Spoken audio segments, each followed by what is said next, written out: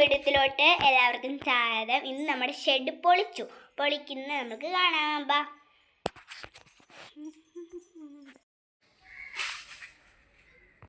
നിങ്ങൾ കണ്ടല്ലേ, ഇതാണ് നമ്മുടെ ഷെഡ്. വെള്ളം കഴിക്കാം. അയ്യോ കഴിക്കാം.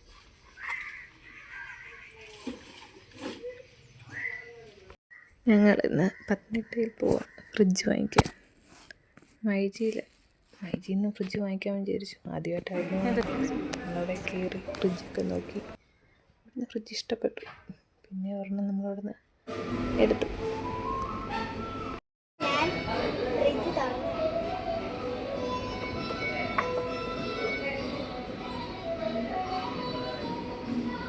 ഈ ഫ്രിഡ്ജ് തന്നെ നമ്മൾ വാങ്ങി.